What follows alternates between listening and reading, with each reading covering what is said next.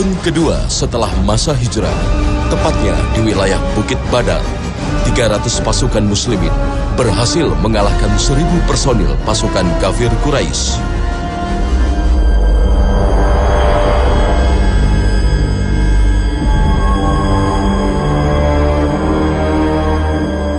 Sebuah kekalahan tragis yang menimbulkan aura dendam dan sakit hati terhadap Islam.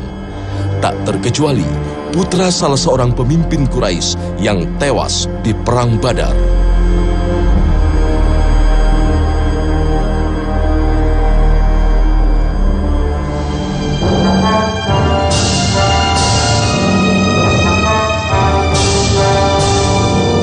Ia juga menjadi salah satu tokoh yang mengobarkan kebencian untuk memerangi Nabi Muhammad Sallallahu Alaihi Wasallam dan Islam.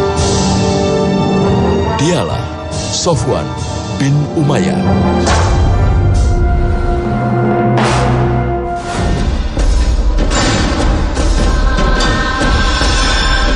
Berayahkan Umayyah bin Khalaf yang tak lain adalah pemimpin suku Jumah, salah satu klan besar dari suku-suku Quraisy. Sofwan bin Umayyah bisa dibilang merupakan keturunan keluarga terpandang di kalangan masyarakat Quraisy.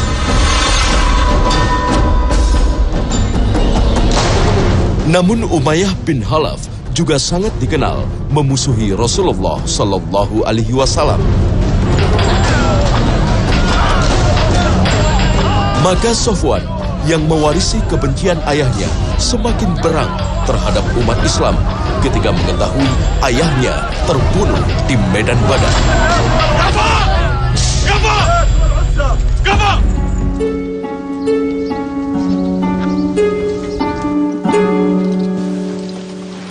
قد حان أجلكما أيها الخائنان الصابئان عن دينكما ودين آبائكما. فهل تعود إلى دينك يا زيد؟ بل أشهد أن لا إله إلا الله وأشهد أن محمدا رسول الله. وأنت يا خبيب ارجع إلى دينك وأنت المعزز فينا المكرم. أرجع والإسلام ديني ومحمد رسولي. لا والله رب العزة والجلالة لا أرجع عن الإسلام أبدا.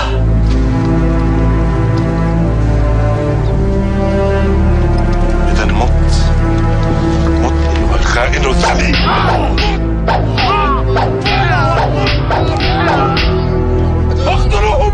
Sofwan melakukan beberapa rencana. Rencana pertama, dia memerintahkan Umair bin Wahab untuk berangkat membunuh Muhammad dengan perjanjian menjamin keluarga dan hutang. Kemudian dia juga membayar atau mempengaruhi dan bahkan membayar seorang penyair ternama yang dinamakan Abu Ghazza. Dia pergi kepada penyair itu, padahal penyair ini dibebaskan oleh Rasul dari tawanan perang Badar dengan satu janji bahwa kamu tidak boleh lagi melakukan provokasi dengan syair. Ini adalah media. Jadi Sofwan berupaya untuk menguasai media saat itu karena syair adalah media, untuk mempengaruhi Arab-Arab bukan hanya di Mekah tapi juga di sekitar Mekah. Ini kecerdasan Sofwan, bahwa orang-orang Quraisy itu dalam keadaan jatuh semangatnya. Maka dia mempengaruhi Arab-Arab di sekelilingnya agar juga bisa mendorong semangat orang-orang Quraisy untuk kembali naik dan menyerang kota Madinah. Maka pergilah penyair ini ke suku-suku Arab di sekelilingnya dan kemudian menyampaikan syair-syair yang membangkitkan kepedihan kekalahan itu, kemudian membangkitkan rasa dendam, segala macam. Dan bangkitlah itu. Kemudian Sofwan juga melakukan langkah yang ketiga, dia mempengaruhi seseorang yang juga sangat punya pengaruh dalam hal memprovokasi masyarakat, itu pun dibayar oleh Sofwan. Jadi bayangkan anak muda ini, dia punya uang, dia punya pengaruh, maka dia bayar siapapun untuk membalaskan kebencian dan dendamnya kepada Rasulullah SAW dan muslimin. Tahun ketiga Hijriah, saat musim perdagangan tiba, Sofwan mendapat kepercayaan untuk memimpin perjalanan dagang menuju ke Yaman. فنحن على أبواب الصيف فكيف نرسل قافلة إلى الشام وطريق يثرب غير آمنة؟ بل ليست غير آمنة وحسب، هي شرك لنا إن ذهبنا إليه وقعنا فيه. لهذا قلت لا نوقف تجارتنا فيطمع فينا محمد أكثر فأكثر. لا نوقفها يا صفوان، ولكن أي طريق نسلك؟ هذا ما جئنا من أجله. Namun saat itu, jalur yang biasa dilalui untuk menuju ke Yaman telah dikuasai oleh kaum muslimin.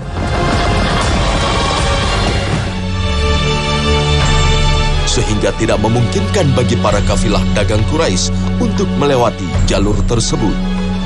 Maka tidak ada pilihan, para kafilah dagang harus menempuh jalan yang lebih jauh melalui wilayah Irak.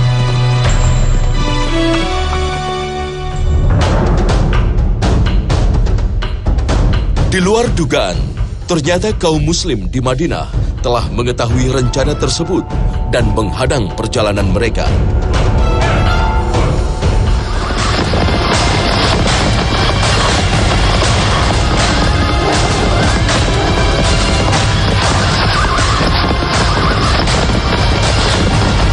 Sofwan dan para kafilah dagang yang tidak menduga kondisi ini dengan terpaksa menyerahkan harta mereka tanpa perlawanan sedikit pun.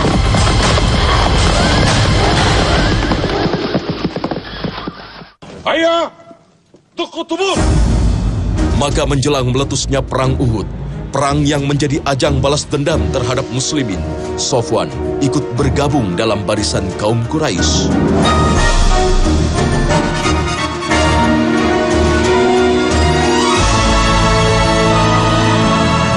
Di perang inilah, Sofwan terjun langsung memimpin pasukan pejalan kaki.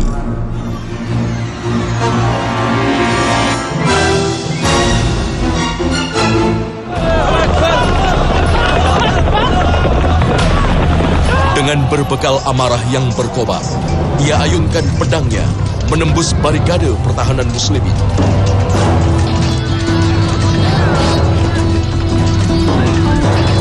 Hingga berhasil melukai Rasulullah Sallallahu Alaihi Wasallam. Maka Nabi mendoakan laknat bagi 3 orang saat itu. 3 orang didoakan adalah Sofwan bin Umayyah. Allahumma la'an Sofwan ibn Umayyah. Ya Allah, laknatlah Sofwan bin Umayyah. Kemudian yang kedua yang dilaknat Nabi Sallallahu Alaihi Wasallam adalah Suhail bin Amr. Dan yang ketiga yang dilaknat adalah saudaranya Abu Jahal, yaitu pamannya Ikrimah yang bernama Al-Harith ibn Hisham. 3 orang ini adalah 3 orang yang dilaknat oleh Nabi Sallallahu Alaihi Wasallam. Tapi kemudian ternyata laknat ini tidak diizinkan oleh Allah Subhanahu Wa Taala. Kalimat laknat tidak mudah dikeluarkan. Hanya orang-orang yang memang jelas dilaknat dalam Al-Quran dan dalam hadis Nabi yang dibenarkan Allah, disitulah kita boleh melaknat orang. Kalau tidak boleh sama sekali. Karena tidak mudah. Kata laknat itu, terlaknatlah dia, itu tidak mudah kalimat dikeluarkan. Jadi jangan mudah lisan mengeluarkan kata terlaknat bagi orang lain. Nabi mengeluarkan kalimat laknat, mendoakan laknat bagi 3 orang. Ditegur Allah Subhanahu Wa Taala dalam surat Ali Imran ayat 128. Laisa laka minal amri syai' aw yatuba 'alaihim aw yu'adzibahum wa hum zalimun fa innahum zalimun. Bahwa tidak boleh, tidak ada sedikit pun campur tanganmu wahai Muhammad dalam hal ini. Urusan laknat, tidak ada campur tanganmu sama sekali. Dan itu bukan urusanmu, atau Allah menerima taubat mereka. Sangat mungkin Allah terima taubat mereka. Jadi jangan mengeluarkan kata laknat. Atau kemudian Allah mengazab mereka karena mereka orang yang zalim. Itu terserah Allah, bukan urusanmu. Momentum di medan Uhud ternyata tak mampu menuntaskan dendam Sofwan terhadap Rasulullah Sallallahu Alaihi Wasallam.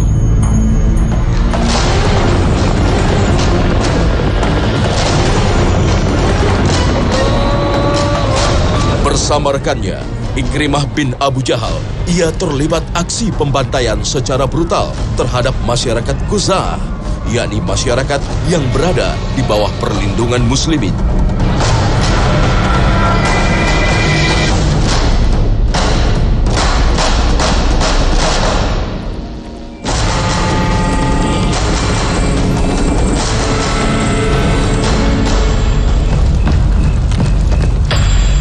Namun tindakannya ini justru dikecam oleh kaumnya sendiri karena dikhawatirkan akan membangkitkan kemarahan kaum muslimin.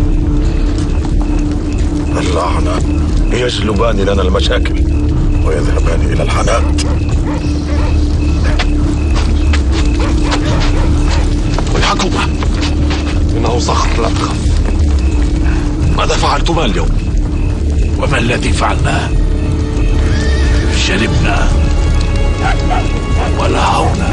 أنتما في غاية السعادة ولا تفكران بالعواقب الوخيمة لفعلتكما. أبا سفيان، بالعقل. أية عواقب وخيمة لغارة قامت بها بكر على خزاعة؟ وما شأن قريش بهذا؟ وما ذنبي أنا وهذا الرجل الطيب؟ ها؟ ذنبكما اسألا محمدا وقد وصلته الحقيقة.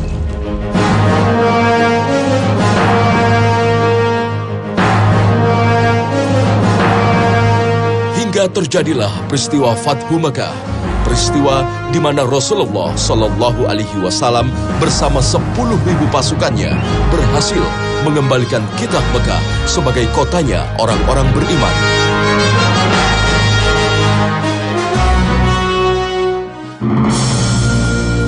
Saat muslimin berhasil menguasai Mekah, Rasulullah Shallallahu Alaihi Wasallam mengumumkan 10 nama orang kafir Quraisy yang halal untuk dibunuh. Di antaranya Sofwan bin Umayyah. Mengetahui kabar tersebut, Sofwan langsung melarikan diri meninggalkan Mekah. Namun upayanya tersebut berhasil dicegah oleh Umair bin Wahab, sahabat Sofwan yang memeluk Islam setelah ia tugaskan untuk membunuh Rasulullah Sallallahu Alaihi Wasallam. ماذا قال لك محمد يا عمير؟ ما ترغبين في سماعه يا أخي؟ حقا؟ أروي لي ماذا قلت؟ قلت له صفوان سيد في قومه قد فر هاربا من مكة وهو يطلب منك الأمان. ماذا قال؟ قال هو آمن، لن يقتله أحد ولن يلحق به أحد، بل هذه عمامته التي دخل بها إلى مكة كي يعرف القوم بها أمنا. أمضي وراء صفوان يا عمير وعد به إلى هنا وقل له ماذا حدث مع النبي. هيا بسرعة أرجوك. سأمضي للتو ولن أعود إلا به فاطمئني. Disebutkan bahwa Sofwan sudah bersiap bukan untuk menyeberangi laut tapi untuk membunuh dirinya dan nyebur ke laut, menceburkan dirinya ke laut. Maka Umair mengatakan bahwa masuk Islamlah kamu, nanti saya yang mencoba untuk menyampaikan ke Rasulullah SAW agar engkau dimaafkan oleh Nabi, tapi kau harus masuk Islam. Maka kemudian Sofwan dengan setengah hati, walaupun dia tidak mengatakan saya siap masuk Islam, tapi apa jaminanmu kalau saya masuk Mekah dan Muhammad memaafkan saya? Maka Umair pergi, karena pertemanan. Dia bertanggung jawab kepada hidayah temannya. Dia ingin temannya baik seperti dirinya. Ini pelajaran mahal buat kita. Teman yang baik, teman yang mencoba untuk menghadirkan hidayah semampunya kepada teman yang lain, bukan justru teman yang merusak temannya yang lain. Inilah pertemanan yang luar biasa. Dia ingin kebersamaan ini bahkan dilanjutkan hingga surga Allah Subhanahu wa taala. Itu pertemanan yang luar biasa. Maka Umair bin Wahab datang ke Rasulullah sallallahu alaihi wasallam meminta jaminan, "Ya Rasulullah, kalau kemudian nanti Sofwan masuk Islam, apakah dia termasuk orang yang akan dilindungi?" Maka Rasul mengatakan iya. Kemudian saya minta jaminan. Rasul lagi-lagi memberikan sorbannya. Tunjukkan ini kepada Sofwan. Dari Mekah kembali lagi Umair bin Wahab ke pinggiran Laut Merah, kemudian menyampaikan demi pertemanan, berbolak-balik dia perjalanan itu. Hari ini kalau kita melakukan perjalanan dengan menggunakan kendaraan saja itu bisa hampir 1 jam, 45 menit setidaknya. Dibolak-balik saat itu hanya untuk supaya mudah-mudahan teman akrabnya ini bisa mendapatkan hidayah Allah Subhanahu wa taala. Begitulah pertemanan yang indah dalam Islam. Pergilah dia ke sana membawa sorban Nabi Shallallahu Alaihi Wasallam, ditunjukkan pada Sofwan. Ini bukti bahwa Nabi siap memberimu rasa aman dan memberimu pengamanan asal kau mau masuk Islam. Datang ke kota Mekah. Rasulullah Shallallahu Alaihi Wasallam saat itu menerima Sofwan. Kemudian Sofwan mengatakan bahwa dia minta diberikan tenggang waktu untuk berpikir 2 bulan namanya. Kata Nabi, tidak 2 bulan, 4 bulan aku beri kau berpikir. Nabi tahu bahwa tidak mudah buat seorang pemimpin seperti Sofwan, anak seorang pemimpin yang mati dengan cara mengenaskan dendam yang belum kunjung padam di dalam diri seorang Sofwan. Tidak mudah. Kata Nabi, pikirlah 4 bulan. Aku beri kau waktu 4 bulan. Jangan hanya 2 bulan. Subhanallah, pelajaran mahal. Mengapa kita hari ini tidak memberikan kesempatan orang untuk bertaubat? tidak orang yang telah sekian lama dalam kerusakan, dia mungkin sulit untuk bisa berubahnya dalam waktu 1-2 hari, 1-2 bulan. Tenggang waktu 4 bulan yang diberikan Rasulullah Shallallahu Alaihi Wasallam benar-benar dimanfaatkan Sofwan untuk berpikir.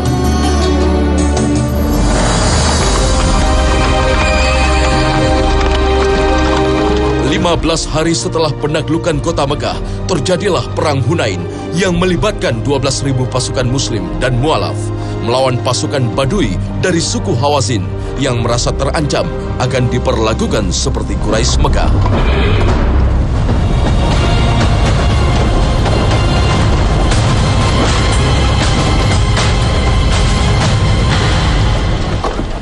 قد سمعت أن هوازن وثقيف تجمعان قبائل العرب للهجوم على مكة.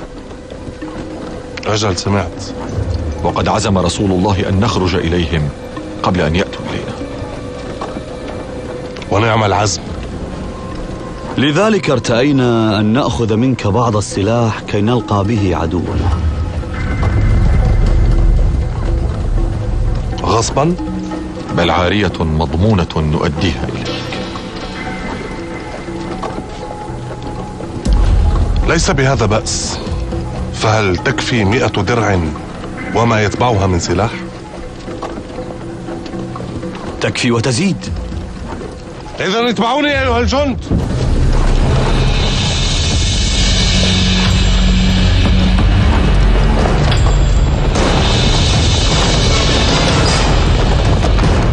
Sofwan pun ikut terlibat ke medan Hunain, tapi bukan sebagai prajurit muslimin, melainkan mengawal senjata-senjata miliknya yang dipinjamkan kepada kaum muslimin.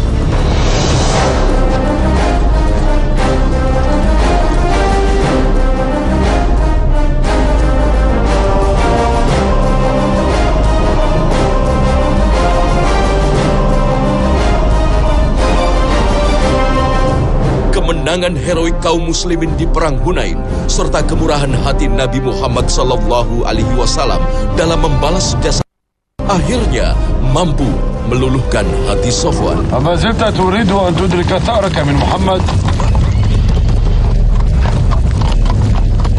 وقد قلت إنها الهزيمة المنكرة، بل كنت تذهب إليه شاهرا سيفك. إذا لكانت الطامة الكبرى ولكان رأسك ما زال يتدحرج حتى الساعة. لكأنك صرت من أتباع محمد. لعله خائف على دروعه وسلاحه. لا، لست خائفا، ولكن لما لا أصير من أتباعه؟ ولم أرى منه إلا السماحة والكرم والعفو عند المقدرة. ألم يكن باستطاعته أن يقتلنا جميعا؟ بلى ورب الكعبة. ألم يكرمك يا صخر حين قال من دخل دار أبي سفيان فهو آمن؟ بلى بلى والرحمن. ألم يكن معنا جميعا الحليم الحكيم واسع الصدر؟ بلى بلى. وها هو يظهره الله على أعدائه، بل وينصره في كل معركة حتى بعد أن ينهزم أتباعه. أليس كذلك يا صخر؟ بلى بلى. إذن Hingga akhirnya ia pun menerima Islam sebagai keyakinannya. وقد آن الأوان أن نؤمن به جميعا، فما خاب من سار وراء رسول الله. يا قوم، إني أشهد أن لا إله إلا الله وأشهد أن محمدا رسول الله وإني ذاهب إليه، فمن أراد منكما أن يلحق بي فليتبعني. Rasulullah Shallallahu Alaihi Wasallam membagikan ghanimah perang Hunain di Ji'rana saat Nabi memanggil Fulan, dan itu adalah umpamanya Abu Sufyan yang juga baru masuk Islam kemudian mendapatkan sekian banyak kambing, sekian banyak onta, panggil Fulan mendapat 100 onta, 100 kambing. Itu membuat Sofwan yang belum masuk Islam sangat tercengang. Tentu dia ingin sekali karena yang di benaknya adalah hanya uang, uang dan uang. Kemudian Rasulullah SAW yang sangat memahami hati Sofwan, maka didatangilah Sofwan. Kemudian ditunjukkan oleh Rasulullah SAW sebuah lembah yang di sana ada sekian banyak kambing dan unta. Kemudian ditunjukkan, Sofwan lihat lembah itu. Sofwan melihatnya, kemudian Nabi mengatakan, ayo ajibuka hadza. Apa kamu senang dengan pemandangan ini? Kata Sofwan, ya. Saya senang sekali gitu. Dia berharap sekali. Nabi SAW mengatakan semua di lembah itu milikmu. Walaupun ini kemudian nanti menimbulkan kecemburuan muslimin, masyarakat Madinah, tapi inilah strategi Islam. Dan inilah salah satu arti dari kata al-mu'allafati qulubuhum. Orang-orang yang diharapkan lembut hatinya untuk menerima hidayah Allah Subhanahu wa taala. Lihat kalimat Sofwan. Sofwan begitu mendapatkan 100 unta, ditambah lagi. Kemudian Sofwan mengatakan, demi Allah, waktu Muhammad memberikan saya pertama, itu kebencian saya belum hilang. Saya masih membenci Muhammad luar biasa. Tapi semakin sekian diberikan bergelombang oleh Nabi SAW. Sekian, tambah lagi. Kemudian mengikis kebencian itu dan berubah menjadi kecintaan pada Rasulullah SAW. Memang masuk Islamnya adalah karena harta di awalnya. Tetapi dengan didikan Rasulullah SAW kemudian dia berubah menjadi orang yang melakukan semua ibadah karena Allah Subhanahu wa taala. Maka memang ada orang dengan level yang baru seperti ini beragamanya. Berislam hanya karena ingin kaya, melakukan ibadah hanya karena ingin mendapatkan dunia. Itu level sangat rendah. Tapi kalau itu adalah merupakan pancingan awal untuk dia mau mendekat ke Islam, tidak masalah kita lakukan. Tapi yang harus diingat, tidak boleh berhenti pada titik itu, karena itu adalah ibadah yang tidak ikhlas karena Allah Subhanahu wa taala. Dan ibadah tidak ikhlas karena Allah tidak diterima oleh Allah Subhanahu wa taala.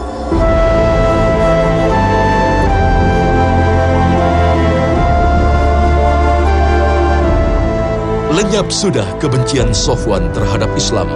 Bahkan ia kini termasuk dalam barisan pejuang yang membela agama Allah.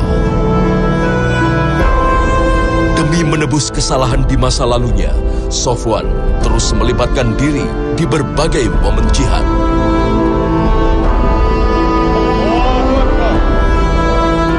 Ia menetap di Mekah, menjaga kesucian kota tersebut sambil menebarkan kebaikan. Hingga akhir hayatnya pada tahun 40 Hijriah, bertepatan dengan awal masa pemerintahan Muawiyah. Rahimahullah, Sofwan bin Umayyah.